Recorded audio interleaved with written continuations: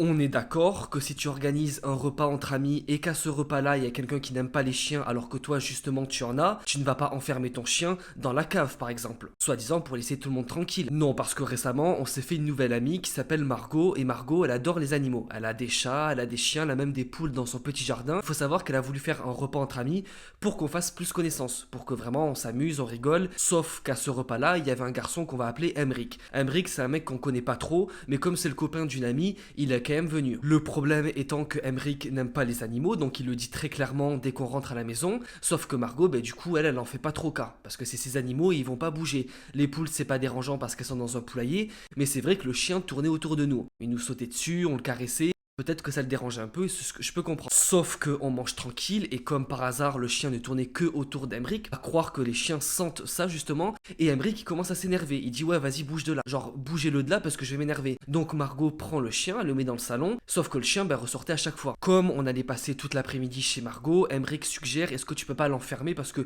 moi j'aime pas les chiens. Et elle lui dit non. Je ne vais pas enfermer mon chien. Et v'là Tipa qu'au bout d'un moment, ça discute dehors, on se partage des livres qu'on aimait bien lire, ça parle de films, tout ça. Et de là, Emric met un léger coup de pied à son chien parce qu'une fois de plus, il tournait autour de lui. Donc de là, Margot le prend très mal. Elle dit tu ne refais plus jamais ça. Genre tu ne retapes pas mon chien même si c'était une toute petite claque. Croyez-moi que tout le monde l'a assez fusillé du regard pour qu'il ne recommence pas. Le seul problème, c'est que le chien a continué de jouer autour de lui.